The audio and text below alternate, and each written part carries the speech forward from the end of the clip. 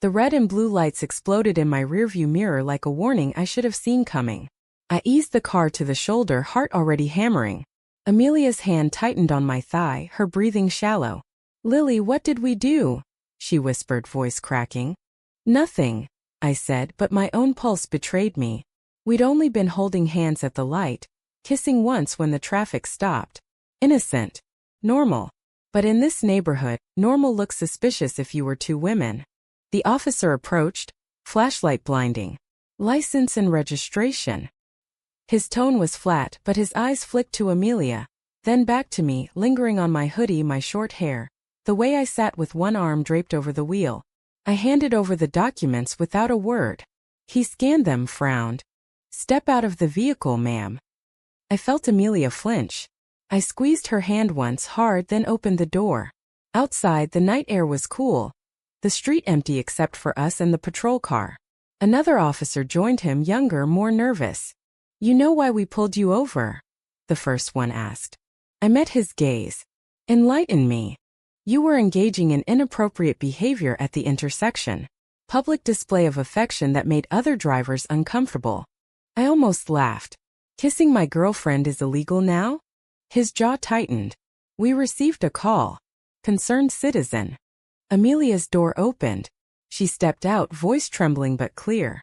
"We were just sitting there. We didn't do anything wrong." The younger officer shifted. "Ma'am, please stay by the car." I felt the familiar heat rise in my chest, the one that always came when someone tried to shrink us down. I reached into my pocket slowly, deliberately.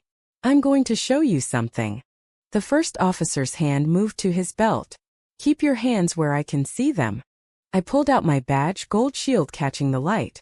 "Special Agent Lily Harper, FBI." Silence. The older one stared, then looked at the badge again, then at me. His face changed, confusion, then embarrassment, then something darker. "You're FBI," he muttered. "Yes.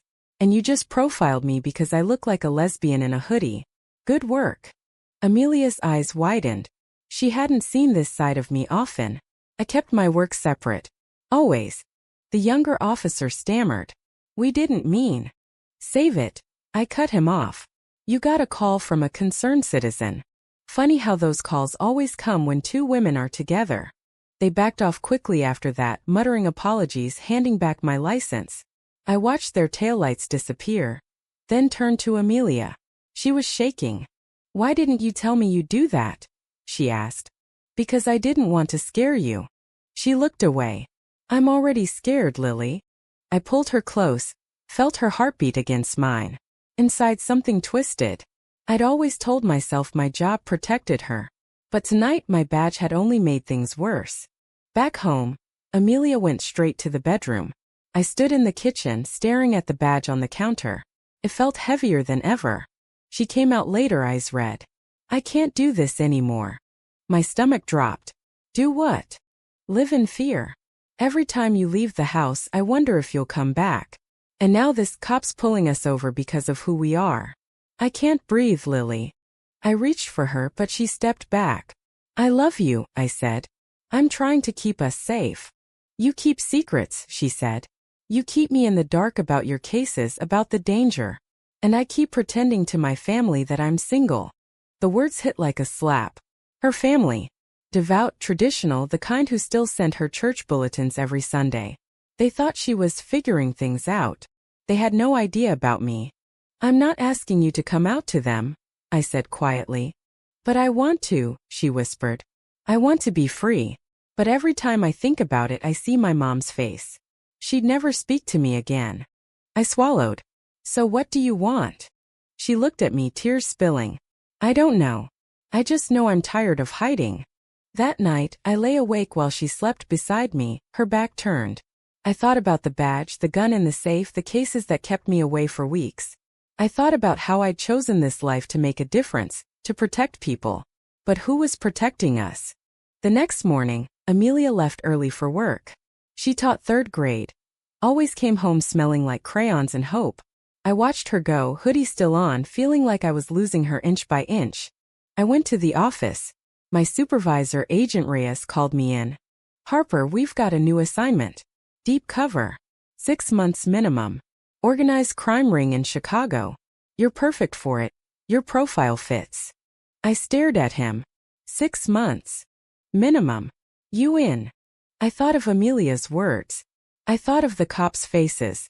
I thought of how I'd always put the job first. I'm in, I said. Inside something broke. Amelia didn't cry when I told her. She just sat on the couch, hands folded in her lap, staring at the floor. 6 months, she repeated. Maybe longer, I admitted. She nodded slowly. And you can't tell me where or what it's about or when you'll call. That's the job. She looked up, eyes hard. I know. I've known for 3 years. But knowing doesn't make it easier. I sat beside her.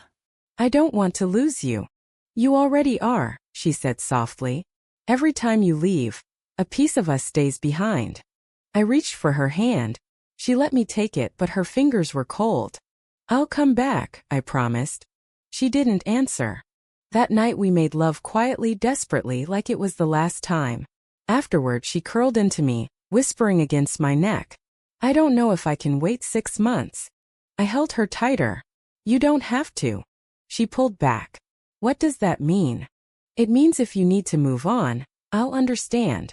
Her eyes filled. You'd let me go? I'd hate it, I said. But I love you enough to let you choose. She buried her face in my chest. I felt her tears soak my shirt. The next week was a blur of packing, briefings, goodbyes. Amelia came to the airport. She hugged me so hard I couldn't breathe. Be safe, she whispered. I will. She watched me walk away. I didn't look back. If I had, I wouldn't have left. Chicago was cold, gray, relentless. I went undercover as Lee, a small-time fixer looking for work.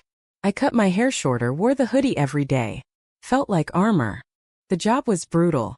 Late nights, shady deals, constant vigilance. I thought about Amelia every second I wasn't working. I sent her coded messages when I could, nothing direct, just enough to say I was alive. Her replies were short. Miss you. Be careful. Love you. Then they stopped. I told myself she was busy. Teaching. Family. Life.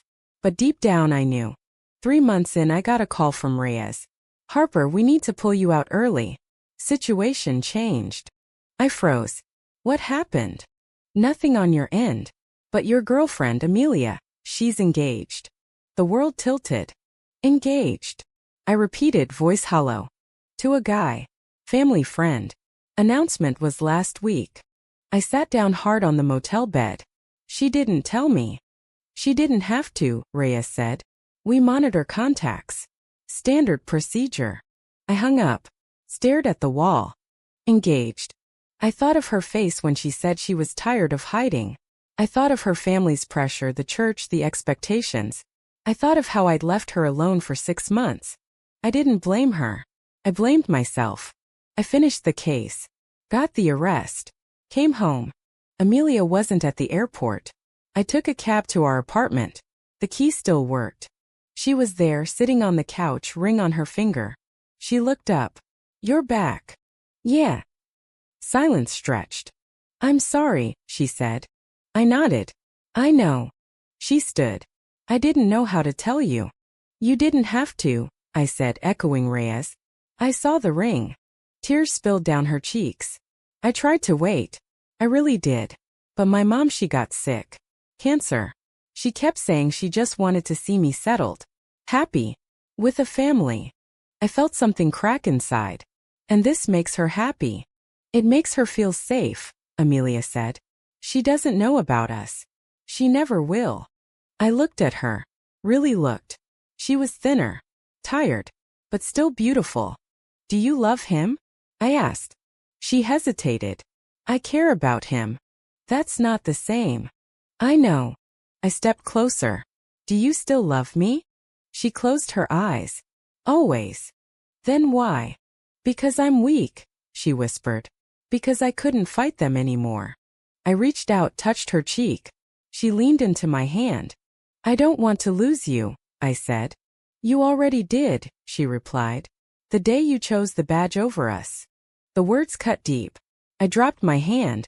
She took off the ring, set it on the table. I don't want to marry him, but I don't know how to stop it. I looked at her. Then don't. She laughed bitter. You make it sound easy. It's not, I said. But it's your choice. She stared at the ring. What if I choose wrong? Then you live with it, I said. Like I do. That night we slept in the same bed but didn't touch. I listened to her breathing, felt the distance between us grow. The next morning she left for work. I sat alone, hoodie on, badge on the table. I didn't know what came next. Weeks passed. Amelia kept the ring on when she went out. At home she took it off.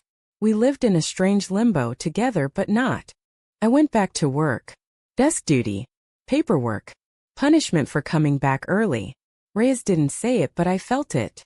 Every night I came home to Amelia cooking dinner, smiling like nothing was wrong. But her eyes were empty. One evening she set the plates down and said, "My mom wants to meet my fiancé next month." I froze. And I told her yes. I looked at her. "You're going through with it?" "I don't know," she said. I need to see her happy before she's gone." I stood up. "And what about you?" She shrugged. "I stopped thinking about myself a long time ago." I walked out, drove around the city until dawn. When I came back she was asleep on the couch, ring still on. I sat beside her, watched her sleep. I thought about the first time we met, coffee shop, her laughing at my bad joke. I thought about the nights we talked until sunrise. I thought about how I'd promised to protect her. I'd failed. The next day I went to see her mother. Alone. Mrs. Carter opened the door, frail but eyes sharp. "You're Lily." "Yes." She let me in. We sat in the living room. Photos of Amelia everywhere, graduation, holidays, smiling with people I didn't know. "She talks about you," Mrs. Carter said. "Says you're a good friend." I swallowed. "I love her." She looked at me long and hard. "I know." I blinked. "I'm not blind," she said.